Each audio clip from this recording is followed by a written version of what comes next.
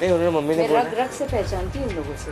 बार बार घर में ये अवार्ड की बात हो रही है, बार बार घर में मेरा बच्चा इतना मेहनत किया। अरे मेहनत कौन नहीं करता है? 10 जगह ले जाओ, एक जगह काम मिलेगा बच्चे को। एक जगह काम मिल गया तो अवार्ड हाथ में है। जो आज उन्होंने कहा तो उनको शायद गलती का एहसास हो कि नहीं कहना चाहिए था। तो उनकी बेटी भी एक्टिंग करती है और मेरा आशीर्वाद उसके बच्चे के साथ है और रहेगा भी, और उसको जरूर अवार्ड मिलेगा। और जब उसकी बच्ची को अवार्ड मिलेगा तो रूबी जी बहुत खुश हो जाएंगी और शायद वो मान जाएंगे और खुश होंगे कि, और थोड़ा सा दुख भी प्रकट करेंगे अपने आप में कि मैंने ऐसा क्यों कहा। सालों से बुजुर्ग माता पिता को उनके हाल पर छोड़कर अपनी दुनिया में जीने वाले दिलीप को दुखी माँ बाप माफ कर पाएंगे? बहू ने कुछ व्यवहार ही नहीं रखा है हमारे साथ। नवरात्रि में हम लोग 9 दिन गढ़ मारता है, पूजा पाठ करता है, एक दिन आए नहीं, दिवाली को नहीं आए। तो अभी वो बुला रहे तो कैसा जाएंगे? मैं बेटा हमारा है, ये नहीं करता, बेटा ना है। लेकिन चिंता नहीं करो, चेंज करना प्लीज नहीं।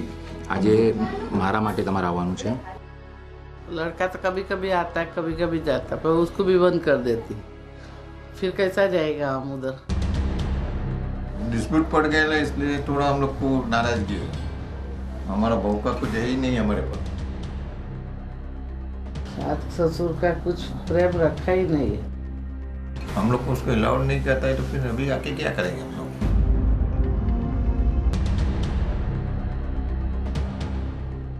पूछो इसके घर में कभी पाँव रखा है तो उसको फोन करने को कोई अलाउड नहीं है हमारे साथ। इतना हॉस्पिटल में 1 साल तक मैंने उधर, हम फैक्ट्री नहीं गए, उधर डेवलप किया पूरा हॉस्पिटल।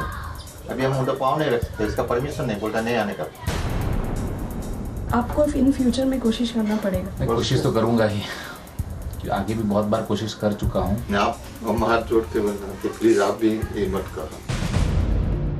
उनका दुख को एक्सप्रेस करना नेचुरल था, क्योंकि जिस घर में ऐसे रिलेशनशिप हो रहे हैं माँ बाप को तो दुख तो होगा ही। उनको बोलना चाहिए ना, उनको आवाज उठाना चाहिए। वही तो गड़बड़ है ना, वही तो गड़बड़ है, वही है ना। क्या है हम लोग वो उठ बैठ ऐसा तो फिर कैसा है? बोलो मत, नहीं तो सुनेंगे तो वापस आएंगे।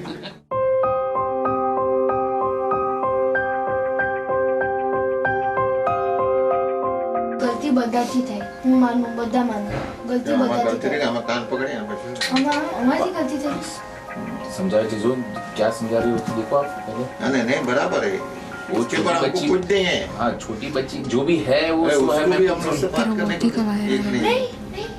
कभी अरे तुम भी आती नहीं है कभी फंक्शन में, कि तुम आती है हमारे जी। इसका नेक्स्ट प्रसंग कौन सा है? होली। होली पे हम मम्मी पापा हम खुद आके आपको कलर लगाएंगे। अभी इशिता जिम्मेदारी ले रही है कि वो समझा देगी जो भी गिले शिकवे है। पापा जिम्मेदारी नहीं, मैं अभी नहीं ले रहा हूँ जिम्मेदारी की, तो चलेगा ही नहीं। वो जिम्मेदारी आपको लेनी पड़ेगी। हाँ, इसकी नहीं चलेगी।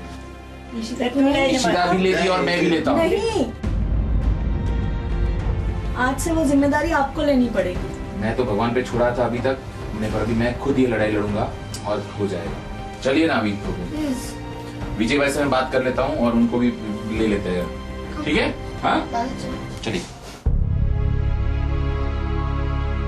दादा को समझाने में इशिता और कविता का बहुत बड़ा हाथ है। जिस तरह से वो दोनों ने मेरे पिताजी को कन्विंस किया, मैं तो आई थिंक कन्विंस नहीं कर पाता था। सारे गिले शिकवे भुलाकर दिलीप का पूरा परिवार आज उनके घर पर इकट्ठा है और आज दिलीप के लिए ये मौका किसी त्योहार से कम नहीं है। आज मेरा परिवार मेरे साथ में है वापस, और एक बार I am missing Preeti, but वो भी साथ में रहेगी, मेरे को विश्वास है भगवान पे।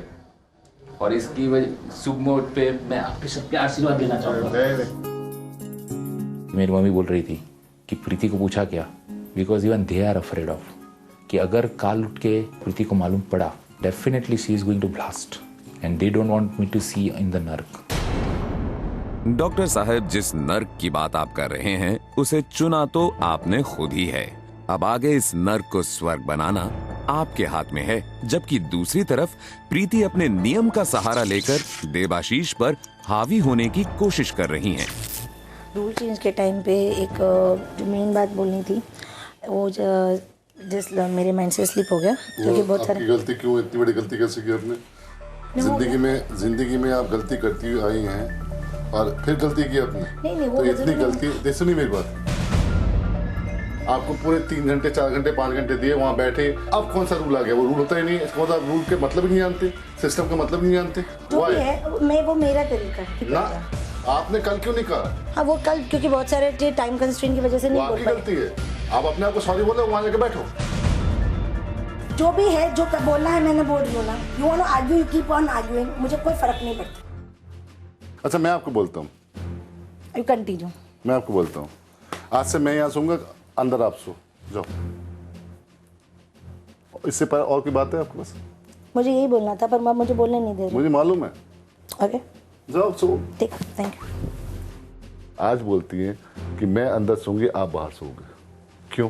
तो वहाँ मुझे थोड़ा दुख हुआ कि एक रिस्पॉन्सिबल डॉक्टर के पास कोई भी प्रिंसिपल नाम की कोई चीज नहीं है। अरे अविनाश तुम अंदर चल। अंदर बैठ सो। अच्छा प्रीति जी को वहाँ सोने दो। ओके। नहीं वो ही मेरे साथ सो रहा है। नहीं वो मेरे साथ सोने को तैयार, आप जबरदस्ती उसको बाहर बुला रहे हो। डैड ने प्रीति जी के बारे में सोचा, क्योंकि वो इतने दिनों से नीचे सो रही हैं। ये चीज तो ऑब्वियसली नॉन विलिंगली एक्सेप्ट किया है। जहां छठे दिन के अंत तक प्रीति ने अपने सोने की जगह तो बना ली है, लेकिन क्या इतना ही काफी है? दिलों में जगह बनाना जरूरी नहीं है। देखते हैं 7वें दिन की शुरुआत कैसी होती है।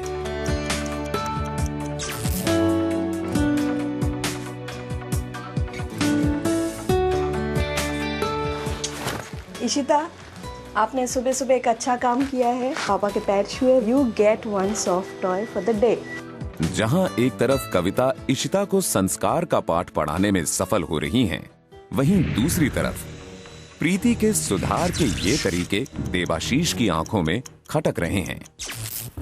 प्रीति जी, अगर आप दिल के अंदर एक सुई भी चुभोगे ना, बहुत दर्द करती है। मैं कसम से बता रहा हूँ, आज तक 13 साल हो गया है एक लड़के को, वो मेरा बेटा, आज तक मैंने उसको ये भी नहीं कहा कि कब भी उठा कर रखो। आपने उससे झूठा पूछवाया, ये आपने बदला लिया मुझसे। नहीं मैंने झूठा था। अगर हम लोग खा के निकले थे प्रीति जी, आप जितना भी चिल्लाओगी, जितना भी कुछ करोगी, उसमें बात नहीं बनेगी। आपको एक्सेप्ट करना पड़ेगा, गलती से गलती हो गई। आपकी बेटी अगर यहाँ आती, मैं कसम से कह रहा हूँ, अविनाश की कसम से, मैं कभी उससे ये काम तो क्या, उसको पलकों पे रखता। मैं अपनी बेटी से थोड़ा थोड़ा सा ट्रेन कर लूँ। शायद परसेप्शन ये रहा क्योंकि वो आफ्टर ऑल वो लड़की है, चाहे वो कितनी भी पढ़ी लिखी हो जाए, उसको रूटीन काम आने चाहिए। तो शायद वो मेरी बाय डिफ़ॉल्ट हैबिट है कि थोड़ा थोड़ा हर ने काम करना चाहिए। वो एक मेरी सोच है, ये आपकी, और क्योंकि उन्होंने कभी नहीं किया है तो आपको एज अ फादर थोड़ा सा हर्ट होता। बट